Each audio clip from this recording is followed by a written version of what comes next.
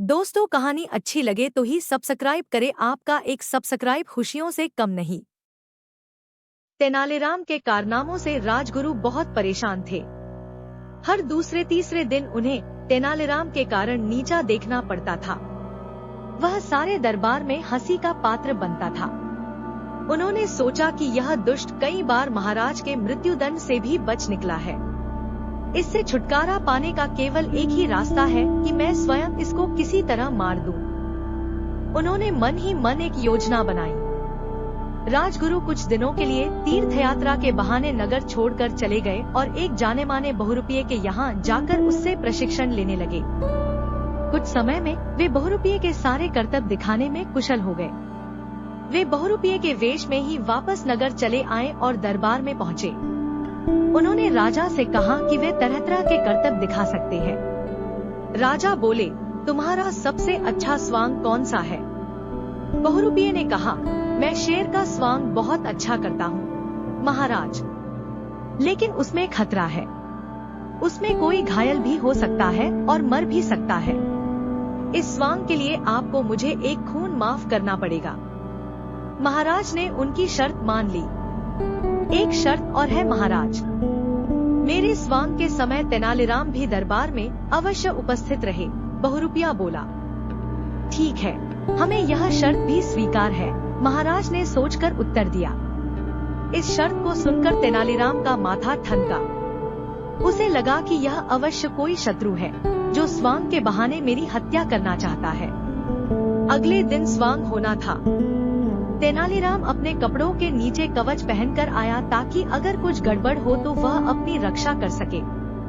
स्वांग शुरू हुआ। बहुरूपिये की कला का प्रदर्शन देखकर सभी दंग थे। कुछ देर तक उछल-कूद करने के बाद अचानक बहुरूपिया तेनालीराम के पास पहुंचा और उस पर झपट पड़ा। तेनालीराम तो पहले से ही तैयार था। उसने धीरे से अपने हथकंडे से उस पर वार किया। तिलमिलाता हुआ बहुरूपिया उछलकर जमीन पर गिर पड़ा। तेनालीराम पर हुए आक्रमण से राजा भी एकदम घबरा गए थे। कहीं तेनालीराम को कुछ हो जाता तो? उन्हें बहुरूपिये की शर्तों का ध्यान आया।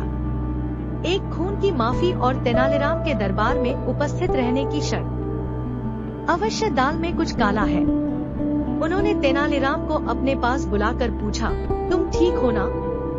घाव तो नहीं हुआ? तेनालीराम ने महाराज को कवच दिखा दिया। उसे एक खरोंच भी न आई थी। महाराज ने पूछा, क्या तुम्हें इस व्यक्ति पर संदेह था जो तुम कवच पहनकर आए हो? महाराज, अगर इसकी नीयत साफ होती तो यह दरबार में मेरे उपस्थित रहने की शर्त न रखता, तेनालीराम ने कहा। महाराज बोले, इस दुष्ट को मैं दंड देना चाहता हूँ। इसने तुम्हारे प्राण लेने का प्रयत्न किया है। मैं इसे अभी फांसी का दंड दे सकता हूँ, लेकिन मैं चाहता हूँ कि तुम स्वयं इससे बदला लो। जी हाँ, मैं स्वयं ही इसको मजा चखाऊंगा, तेनालीराम गंभीरता से बोला। वह कैसे? महाराज ने पूछा। बस आप देखते जाइए, तेनालीराम ने उत्तर दिया। फिर तेनालीराम ने बहुरूपिये से कहा, महाराज, तुम्हारी कला से बहुत प्रसन्न है। वह चाहते हैं कि कल तुम सती स्त्री का स्वांग दिखाओ। अगर उसमें तुम सफल हो गए तो महाराज की ओर से तुम्हें पुरस्कार के रूप में 5000 स्वर्ण मुद्राएं भेंट की जाएंगी। बहुरूपिये के वेश में छिपे राजगुरु ने मन ही मन कहा कि इस बार तो बुरे फंसे, लेकिन अब स्वांग दिखाए बिना चारा भी क्या था। तेनालीराम ने एक कुंड बनवाया। उसमें बहुत सी लकड़ियां जलवा दी गई। वैद्य भी बुलवा लिए गए कि शायद तुरंत उपचार की आवश्यकता पड़े। बहुरूपिया सती का वेश बनाकर पहुंचा। उसका पहनावा इतना सुंदर था कि कोई कह नहीं सकता था कि वह असली स्त्री नहीं है। आखिर उसे जलते कुंड में बैठना ही पड़ा। कुछ पलों में ही लपटों में उसका सारा शरीर झुलसने लगा। तेनालीराम से यह देखा न गया। उसे दया आ गई।